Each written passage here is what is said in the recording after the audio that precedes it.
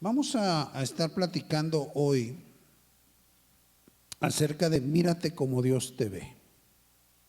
Mírate como Dios te ve se oye muy sencillo, se ve muy sencillo, pero yo creo por nuestra idiosincrasia y por de dónde venimos cada uno, es uno de los problemas más fuertes que enfrentamos. Realmente Dios te ve como Él. Dios se ve en un espejo en ti. Tú eres el espejo de Dios. Pero eso lo decimos aquí, amén. Y si es que acaso lo confesamos y decimos amén. Pero cuando salimos allá y cuando enfrentamos cada situación que se presenta, que como decía el joven en la alabanza, se han levantado murallas, se han levantado enemigos contra ti y se van a levantar. Qué bueno, porque mientras más grandes, más va a ser el ruido cuando caigan, porque el Señor está contigo. Y Maricú decía, para empezar, capítulo 1, verso 26, que dijo el Señor entonces, hagamos al hombre a nuestra imagen conforme a su semejanza. Cuando leemos esto, yo entiendo que el hombre ha sido hecho con el carácter de Dios y con la habilidad de Dios. En el principio Dios creó al hombre, pero en Evangelio según San Juan capítulo 1, verso 1, ahí está el verdadero principio. En el principio era el verbo, y el verbo era con Dios, y el verbo era Dios. Y luego dice, en el verso 12 y 13, dice que Jesús vino a los suyos, pero los suyos no le recibieron, pero que a todos los que le recibieron, a los que creen en su nombre, les dio la potestad de ser hechos hijos de Dios, los cuales no son engendrados de voluntad de carne ni de voluntad de sangre, sino de voluntad de Dios. ¿Sí se fijan lo que acabamos de leer? En Génesis 1 leímos que Dios creó al hombre. En Juan capítulo 1, verso 13, leemos que Dios engendró al hombre. Son dos cosas diferentes. El que engendra da su ADN al engendrado. El que crea da su forma, tal vez su espíritu, cuando mucho, al formado. Cuando tú ves algo que se formó, está el espíritu de fulano de tal ahí. ¿Sí me estoy explicando? Pero el que es engendrado recibe el ADN completo del que lo engendró. Entonces tú no fuiste creado, tú fuiste engendrado por Dios. Y si fuiste engendrado por Dios, el perro tiene perritos, el gato tiene gatitos, el oso tiene ositos, tigrito tiene, no tiene hijos, tiene. ¿Se fijan que no se animan a decirlo? Porque el legalismo es tan fuerte que nos impide decir que somos dioses.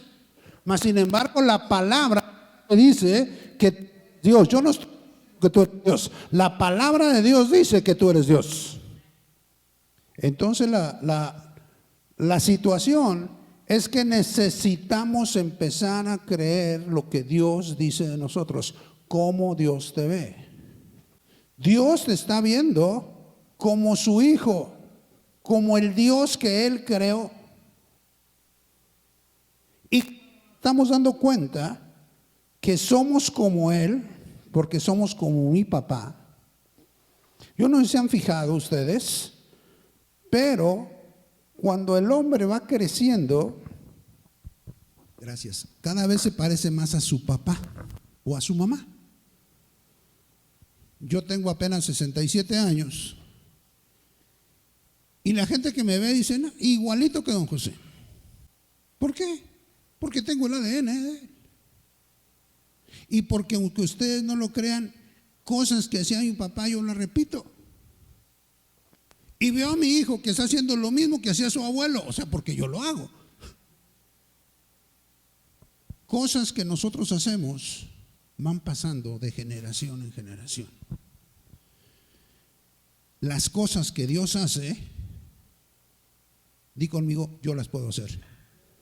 Las cosas que Dios hace, yo las puedo hacer. Romanos capítulo 4, verso 17, dice que Abraham le creyó a Dios, el cual da vida a los muertos y llama las cosas que no son como si fuesen. Entonces Dios crea el futuro con la palabra. En Génesis capítulo 1 vemos, y Dios dijo y fue, y dijo Dios y fue, y Dios dijo y fue. Y cuando tú dices, las cosas suceden. Pero necesitamos perder el temor para hablar. Hay veces que estás tú solo, al menos a mí me ha pasado, no sé si te ha pasado a ti, y tengo que declarar en mi trabajo, por ejemplo. Yo tengo que declarar que la producción sale y que si no puede salir, tengo la autoridad para poner a trabajar a los ángeles. Porque los ángeles son espíritus ministradores enviados a favor de aquellos que reciben la salvación. O sea, para ti y para mí. Y he puesto a trabajar un montón de ángeles. Y los ángeles trabajan para mí. Pero como que no nos animamos a decirlo. Está solo, no hay nadie, está todo vacío. Y tú tienes que empezar a hacer decretos a favor de ti, a favor de tu familia, a favor de tu vida, a favor de la gente que te rodea. Y llega un momento que no te animas a hacerlo. ¿Sabes por qué? Porque pensamos que viene el diablo, el loco del diablo, a decir que yo estoy loco. Pero la verdad es que Dios estaba solo y Él empezó a dar órdenes y las órdenes empezaron a cumplir. Y nosotros necesitamos empezar a dar órdenes para que las cosas sucedan, para que los cambios acontezcan. Hay un estudio y escribí un libro acerca de la problemática precisamente del hablar. Cómo yo les llamo los agoreros de este tiempo, los brujos de este tiempo, alias los periodistas, nos llenan de un montón de mentiras y todo el mundo empieza a confesar. No, ya la cosa está muy difícil, no, México estaba para abajo, no. Entonces empezamos a hacer el futuro del país a base de lazos que le estamos echando, de condenación y de maldición para el país. Porque a alguien se le ocurrió decir que el país quién sabe qué.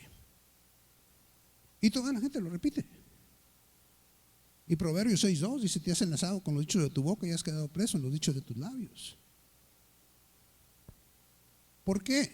Porque el diablo usa tu boca, el poder que hay en tus labios, para que te crees una maldición tú solo. Es todo lo que hace el diablo. Ya no tiene poder sobre ti, porque tú eres un Dios, eres hijo de Dios. Entonces él no puede nada contra Dios. Delante de ti el diablo está derrotado, pero tú lo puedes levantar creyendo sus mentiras y empezando a hablar en tu contra. Bueno, esta es nada más la introducción.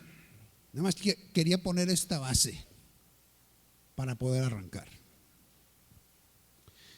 La segunda base que quiero poner está en el Salmo 139, versos 13 al 17. El Salmo 139 es precioso.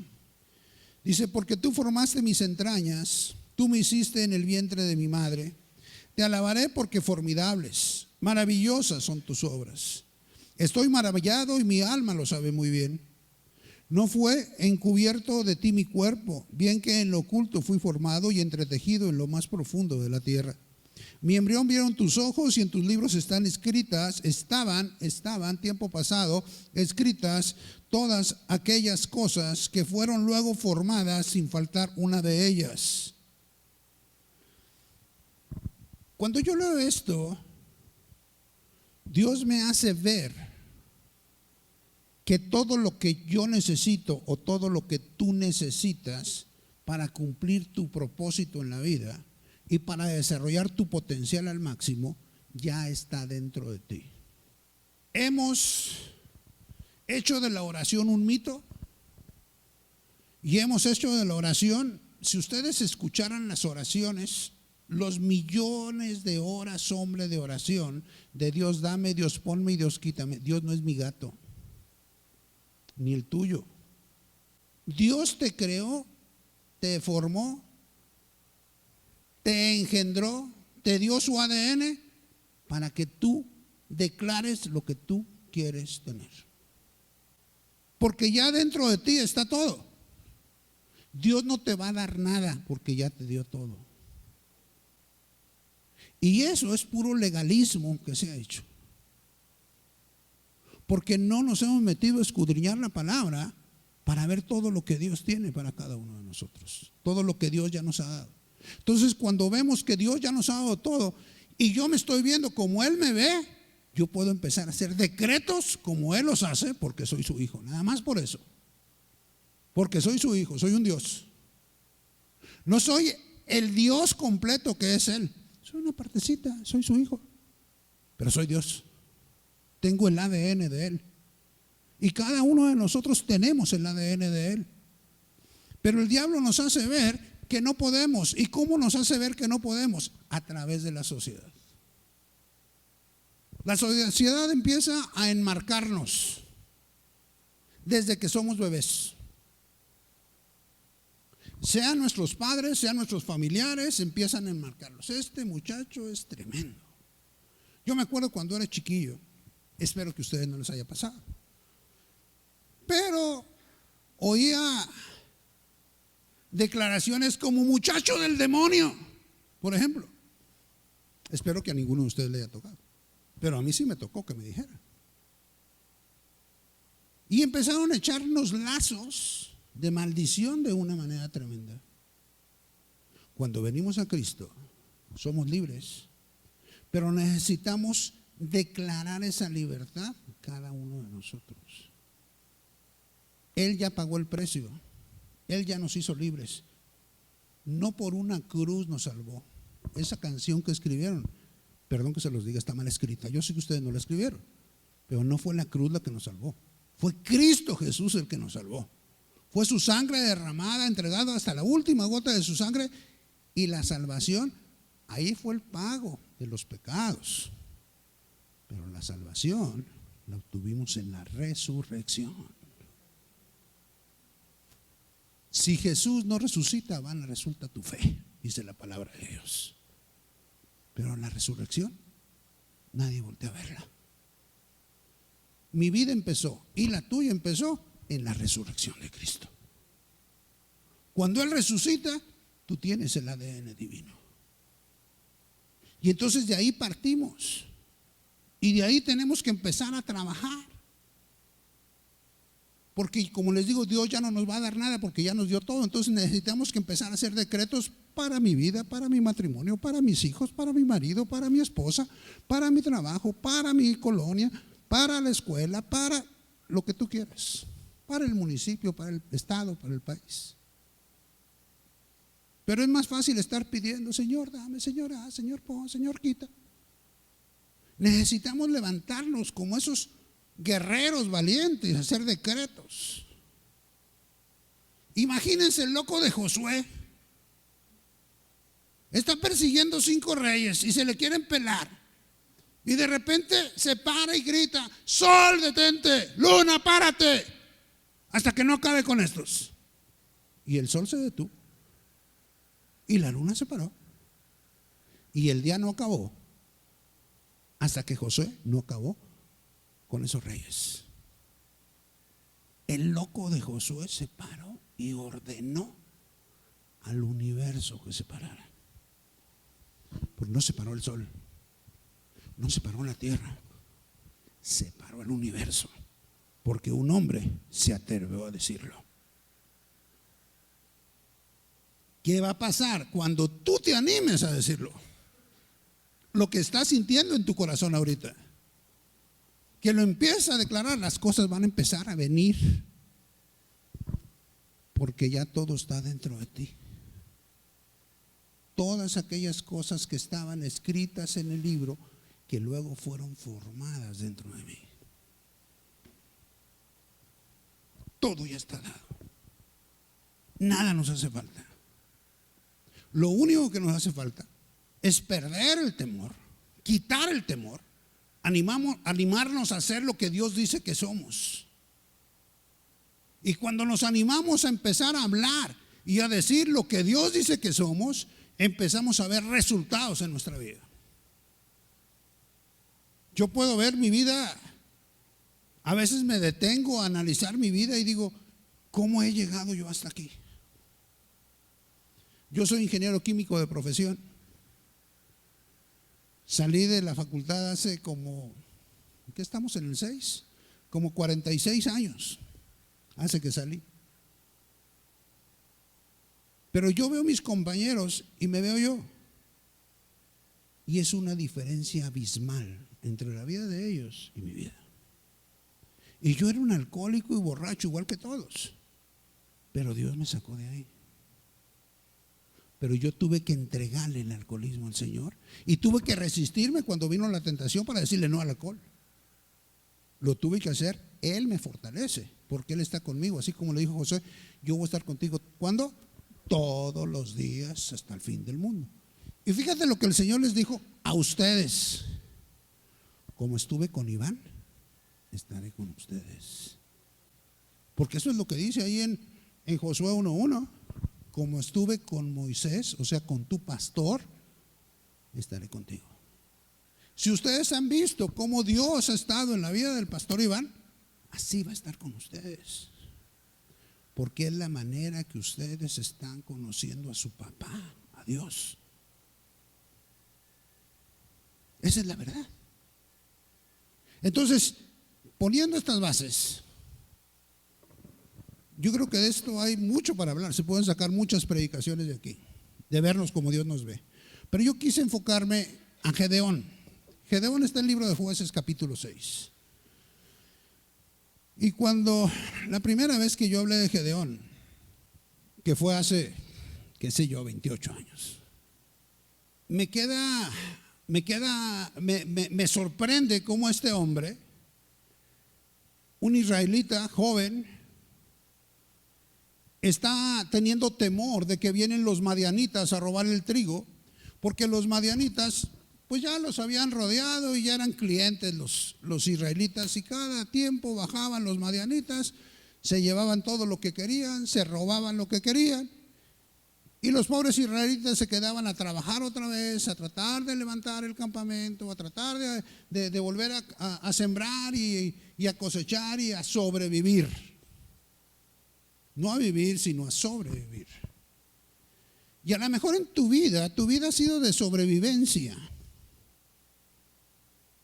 Pero Dios no quiere que tú tengas una vida de sobrevivencia. El Señor Jesús vino a darnos vida y vida escasa. Y vida en abundancia. ¿Sí? Él vino a enseñarnos. La función del maestro es enseñar al alumno. Jesús es el maestro, es el hermano mayor. Él viene a enseñarnos que sí se puede vivir la vida abundante aquí en este mundo. Él no se apropió y dijo, bueno, yo como soy hijo de Dios, yo sí lo puedo hacer. No, Jesús y tú son iguales. Esa es la pregunta. Si Jesús era el hijo de Dios, ¿tú quién eres? Eres hijo de Dios, engendrado por Dios, con la naturaleza divina. Entonces necesitamos echarle para adelante, creer lo que Él dice que somos. Y yo veo el caso de Gedeón. Cuando llega el ángel del Señor y se le aparece a Gedeón y le dice, el Señor está contigo, varón esforzado y valiente. ¿A quién le hablas? ¿A mí? Estoy sacudiendo un poco de trigo para ir a esconderlo ahí en la puertita para que nos lleguen los madianitas y no lo vean. Y dices, varón esforzado y valiente. Sí, porque eso es lo que Dios ve en Gedeón. Varón esforzado y valiente. Aunque él no se puede ver como Dios lo ve. Y el problema cuando Dios nos hace un llamado y cuando Dios nos dice tú vas a hacer esto y esto y esto, y dice, ¿a quién le habla, Señor? Es a ti, porque ya tienes todo dentro de ti para hacer lo que Dios dice que tú vas a hacer. Así de fácil.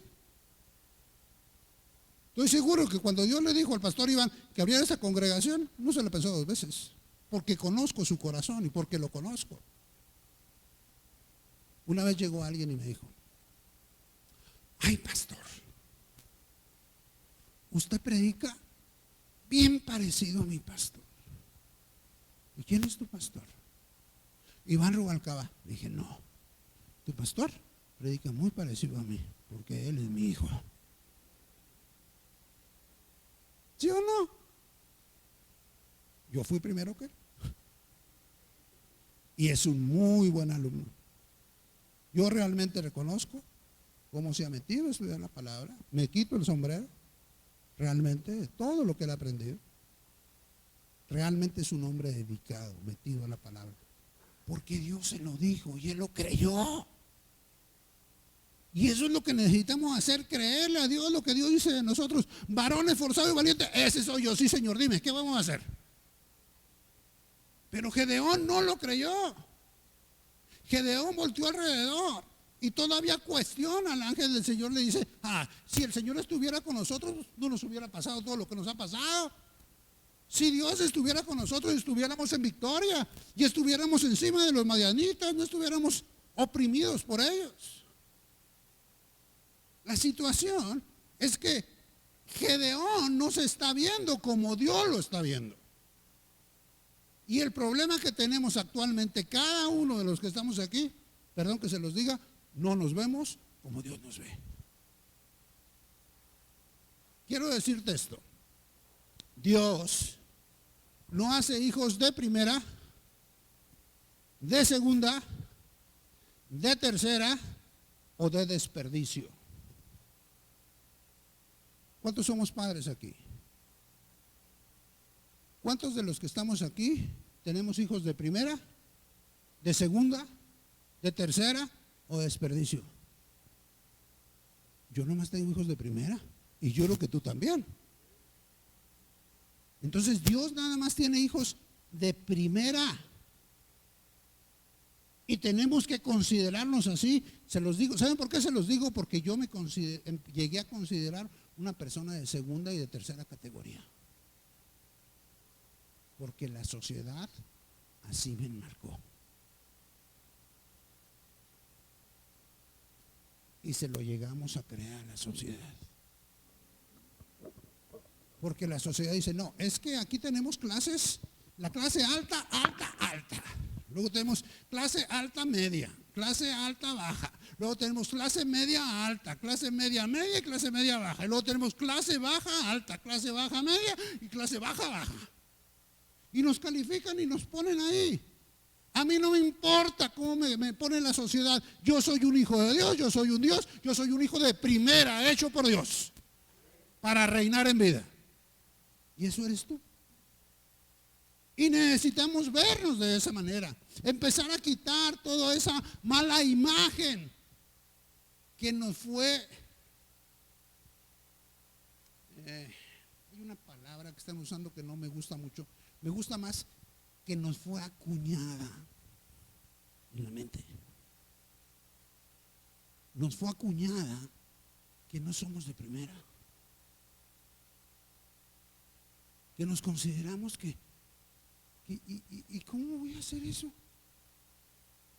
Si Dios estuviera conmigo, no estuviéramos en manos de los madianitas. Si Dios estuviera conmigo, yo no estuviera en pobreza. Si Dios estuviera conmigo, yo traería un carro así. Si Dios estuviera conmigo, yo estuviera acá, estuviera allá. Pues está contigo y te lo ha dado, pero tú no lo has creído. Esa es la situación. Dios te ha dado los hijos perfectos que Él ya diseñó para que estén contigo, que has tolerado y tú mismo has permitido que tus hijos sean imperfectos.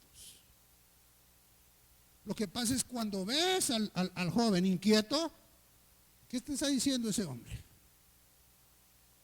Si es inquieto, ¿qué que es altamente productivo. Necesitas empezar a canalizar todos sus impulsos que tiene. Y en que tú vas dando todos esos impulsos, ese muchacho va a llegar, o esa señorita va a llegar a ser lo que Dios dice que es. Pero en lugar de eso, ay, muchacho del demonio, ay, no te estás en paz, ay, es que es muy inquieto, ay, es que es hiperactivo. Y puras cosas negativas le estamos echando, en lugar de estar hablando lo que Dios dice de él. Este hombre es un evangelista, mira, no está en paz, va y le predica a uno y le predica a otro y le predica a otro. Es un empresario. Y eso es lo que tenemos que empezar a declarar de nuestros hijos, que es lo que ellos tienen adentro, porque ya Dios les puso adentro todo. Entonces, el verso 14 me impacta, que fue lo que más me impactó la primera vez que yo hablé acerca de Gedeón.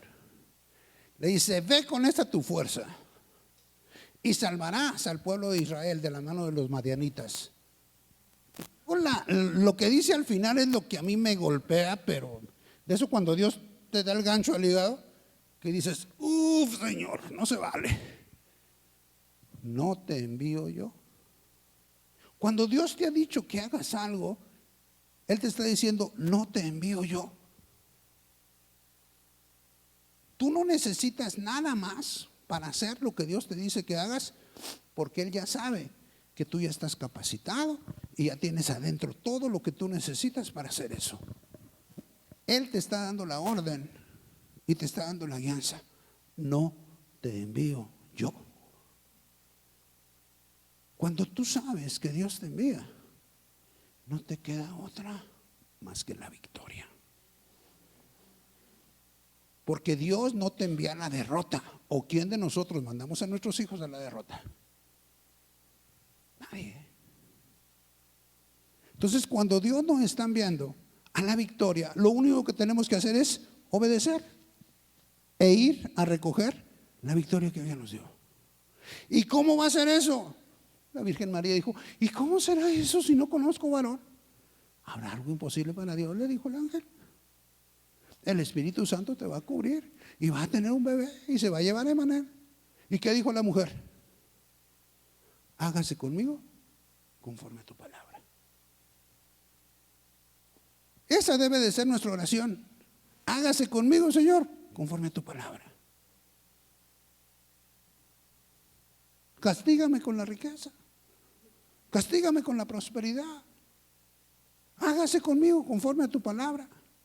Castígame con tener buenos hijos, castígame con tener un país boyante. Eso es lo que Dios te va.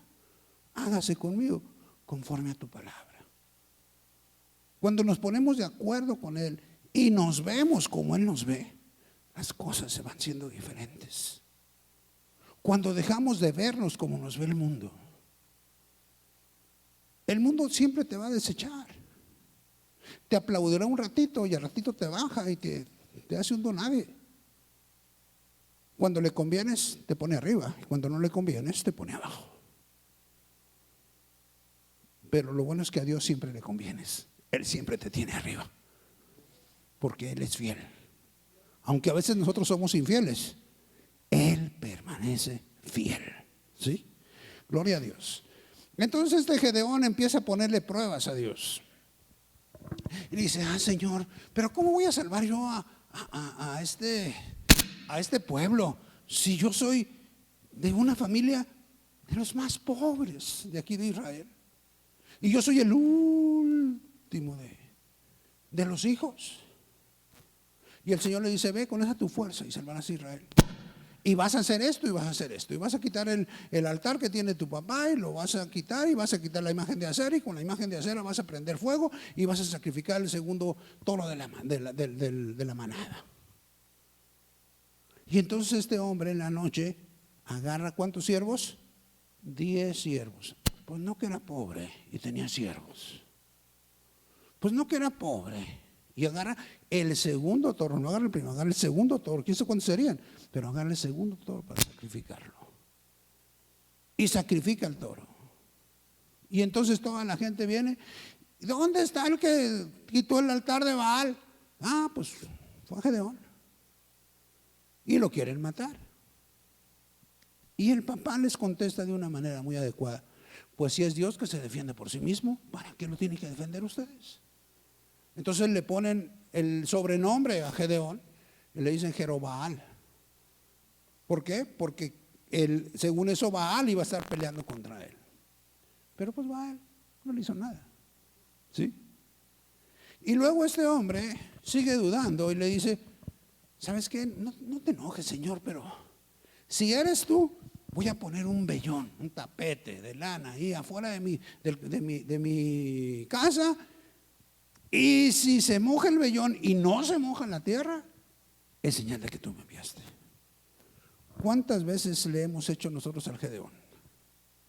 ¿Cuántas veces le hemos puesto pruebas? Dios, si eres tú, que se moje el vellón y que no se moje la tierra.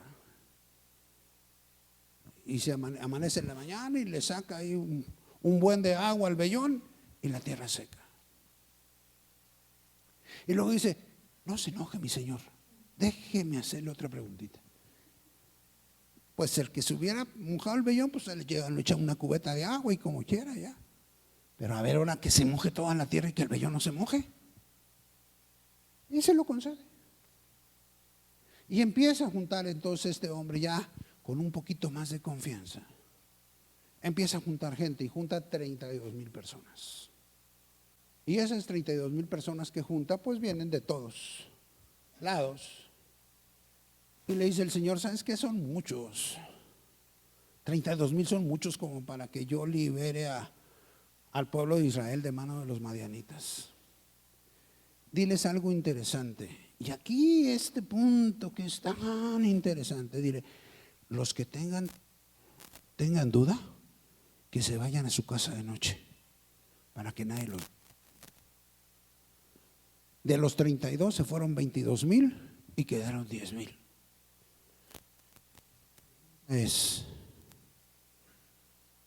Yo tengo temor. Lo que Dios me dice. Si yo tengo, porque el temor le está negando la autoridad, el poder y todo lo que está haciendo o que ya hizo a tu favor. Entonces lo que necesitamos es no duda y no temor.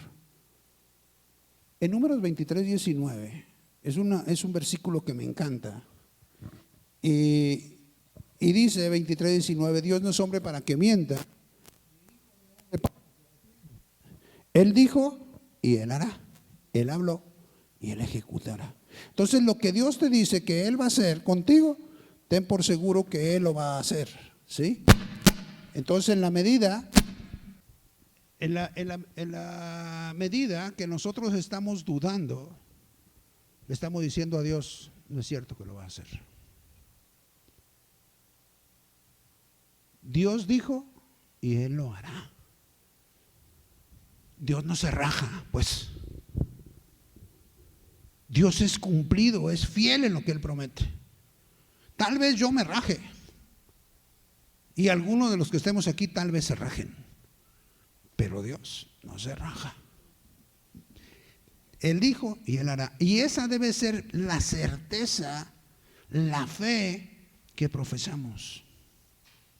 Fe es la certeza de lo que se espera, la convicción de lo que ya. Cuando tú sabes que Dios te habló, ya sabes que todo está dado. Si tú sabes que Dios te habló, las cosas ya están hechas. Van a tardar un poquito, algo de tiempo para que lo veas, pero sabes que ya está hecho. De hecho, la palabra de Dios lo dice bien claro y en Habacuc. Escribe la visión en tablas para que todo aquel que la vea corra tras ella. Aunque se tarde por un poco de tiempo, no te preocupes, va a llegar. Porque lo que Dios dijo va a pasar. Entonces, estas 22,000 personas que se les juntó la gente, les dio temor, se fueron y se quedaron con 10,000. Y el Señor le dijo, todavía son muchos, todavía son muchos. Tú lo que necesitas es ponerlos a prueba. Llévatelos al río y todo aquel que lama el agua para tomar como los perros y esté al pendiente, lo pones aparte. Y nomás quedaron 300 precavidos. Porque Dios dijo, él hará, sí, pues Dios ya va a hacer. No, tú tienes que ser también precavido. Tienes que estar viendo, dice la palabra de Dios en Proverbios, que el necio ve el mal y sigue adelante. Pero el prudente se para y lo analiza. Y eso es lo que Dios quiere, que estemos confiando en Él, pero que estemos analizando todo lo que está a nuestro alrededor. Que confiemos en Él, sabemos que lo hace. Pero cuando vemos el mal, el Señor le dice, rodéalo por acá.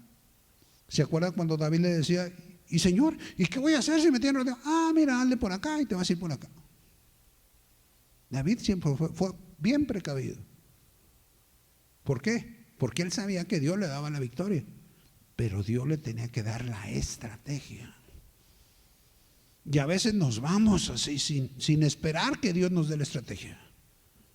Y necesitamos estar platicando con Dios. Esa es la oración, la intimidad, la plática con Dios. Más de que dame, ponme, quítame, no, platicando como un papá.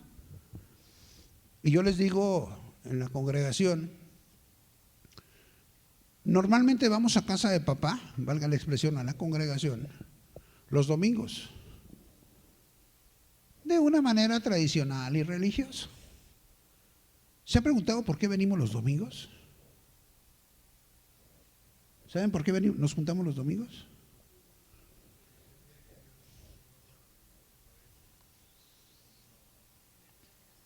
Venimos a tener pachanga, porque es el día que Jesucristo resucitó. El domingo. A eso venimos, a celebrar la resurrección de Jesucristo. Mas sin embargo lo hacemos por tradición, porque mi abuelo y mi bisabuelo y mi padre los domingos y fiestas de guardar, dijo aquel. ¿Sí? Entonces la situación es, necesitamos tener esa relación con papá. Y cuando yo, por ejemplo, que ya estoy viernes tirándole a sábado, cuando mis hijos normalmente van a casa los viernes. Les dejamos el domingo para que vayan con el Señor en primer lugar y después que vayan donde quieran ir. Pero cuando te caen en un martes, lo primero que preguntas es, ¿cómo está? ¿Qué milagro? ¿Qué andas haciendo por acá? ¿Cómo está tu marido? ¿Cómo están los niños? No, está bien, todo bien, todo bien. Entonces, cuando llegas en un día inesperado a casa de papá, papá va y te saca lo que tenía, los guardaditos que tenía para las visitas importantes, va y te saca los ostiones ahumados, y va y te saca las almejas, y va y te saca los chocolates. Órale, pues vale la pena venir cuando no vienen los demás. Y entonces lo que hace papá es extender los planos y empezar a platicar con el hijo. Mira los proyectos que tengo. ¿Me venís a visitar? Cuando nadie me viene a visitar, voy a enseñarte mis secretos. Empieza a recorrer los planos. Pienso hacer esto, quiero que me ayudes en esto, quiero que me ayudes en aquello. Wow. Cuando vamos a casa de papá, el día que menos espera él te va a sacar lo mejor y tú te vas a llevar lo mejor. Esa es la oración. Platica con papá cuando estás en el trabajo, cuando vas manejando, cuando estás descansando, cuando vas de compras. Platica con él, él siempre va a estar contigo. Y él te va a estar dando las estrategias, él te va a estar dando la dirección. Esa es la verdadera oración, esa es la intimidad que Dios busca. No vanas repeticiones. No estoy hablando de la oración, simplemente salió aquí, ¿verdad? Entonces, se quedó con 300. Pero este hombre tenía mucha duda todavía. Con 300 vamos a acabar esta multitud. No, Señor, es mucho. Entonces vamos allá a capítulo 7 y vamos a leer el verso 9. Dice: aconteció que aquella noche Jehová le dijo: levántate y desciende al campamento, porque yo lo he entregado en tus manos. Y fíjate lo que dice el verso 10: y si tienes temor de descender, baja tú con Fura, tu criado, al campamento. ¿Todavía no crees? Te voy a dar otra demostración. Y baja este hombre Gedeón con Fura, su criado, y bajan y llegan hasta el campamento. Y de repente están dos vigilantes. Y uno le dice al otro: oye, tuve un sueño medio raro. Soñé que un pan de cebada rodaba por el monte y llegaba y golpeaba las casas de campaña de nosotros y se venían todas abajo. Y el otro hombre le contesta: no es más que Gedeón que viene contra nosotros y va a acabar con nosotros. Eso obviamente le levantó la moral a Gedeón. Ya no lo estaba huyendo de Dios, ya lo estaba huyendo del enemigo. Es que Gedeón viene con sus hombres y va a acabar con nosotros. Cuando yo estaba preparando este mensaje, Dios me acordó de algo importante. Piensa un poquito. Cuando has enfrentado un problema, el que sea, pequeño, mediano, grande, el que sea, al fin y al cabo todos son problemas y siempre vamos a pasar sobre ellos. Cuando tú llegas a enfrentar un problema y te pones enfrente de él, pregunto: ¿quién tiene más miedo? ¿Él de ti o tú de él?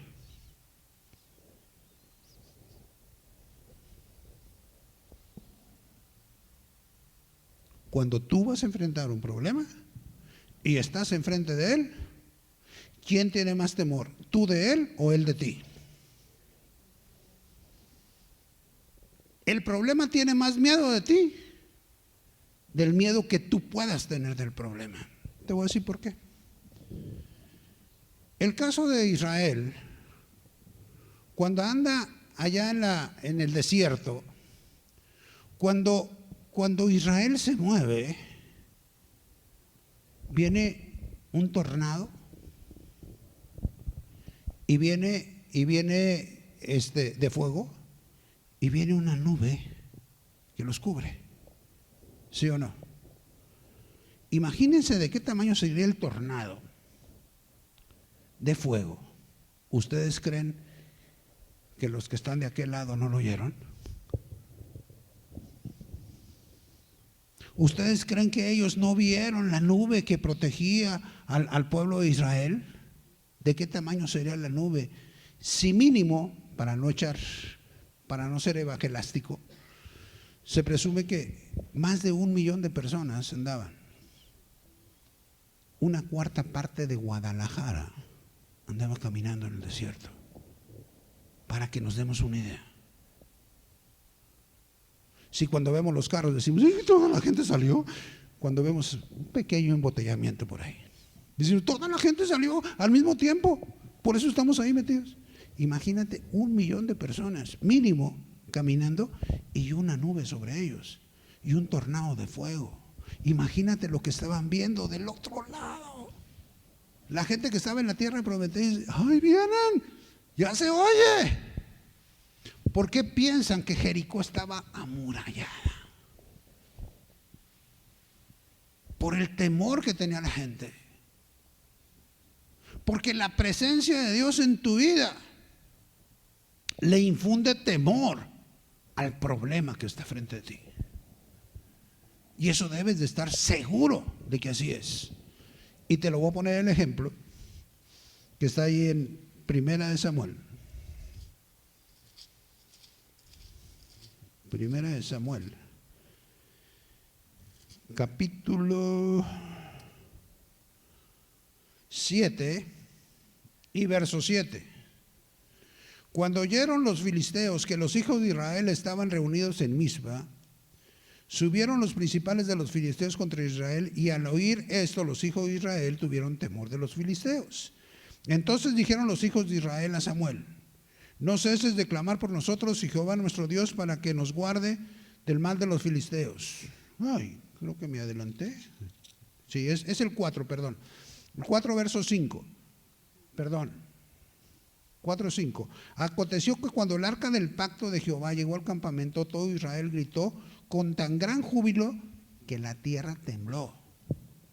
La tierra tembló nomás porque el pueblo de Israel se puso contento porque Dios había llegado al campamento de Israel. La tierra tembló. Y vean lo que dice el verso 6. Cuando los filisteos oyeron la voz de júbilo, dijeron: ¿qué voz de gran júbilo es esta en el campamento de los hebreos? Y supieron que el arca de Jehová había sido traída al campamento. Verso 7. Y los filisteos tuvieron miedo porque decían: ha venido Dios al campamento. Y dijeron: ¡ay de nosotros! Pues antes de ahora no fue así. Tu Padre está contigo donde quiera que tú vayas. Y cuando tú te presentes, no eres tú, es tu Padre en ti que va a enfrentar ese problema. Por eso cuando vas a enfrentar el problema tiembla, aunque tú no lo veas, pero Él está temblando. Porque Dios mismo está enfrentando el problema. Porque tú eres el Hijo de Dios. No hay nadie que se resista al poder de Dios. Y el poder de Dios está en ti. Y Dios está en ti. Y necesitamos vernos como Él nos ve. Ya como conclusión, Josué llega y enfrenta y obviamente gana. Gedeón llega y enfrenta y obviamente gana la batalla. Y luego vienen todos los israelitas: ¿por qué no nos llamaste para ayudarte? Ay, nos hubieras hablado. Pues vayan y denles en la torre a todos los que quedan, órale. Les dio chamba. Pero cuando estaba solo, nadie lo apoyaba. ¿Quién fue el que tiró ese altar de acera? ¿Quién fue el que tiró ese altar de Baal? Lo vamos a matar. Ahora sí ya, no nos hablaste, nos hubieras hablado y hubiéramos venido luego. Sí, a toro pasado todos somos buenos. Pero el que tuvo que convencerse que Dios estaba con él fue Gedeón. Y Dios lo convenció. Y yo espero que esta tarde el Señor te haya convencido de que Él está contigo y que tú eres lo que Dios dice que tú eres. Los bendigo en el nombre del Señor. Y muchas gracias.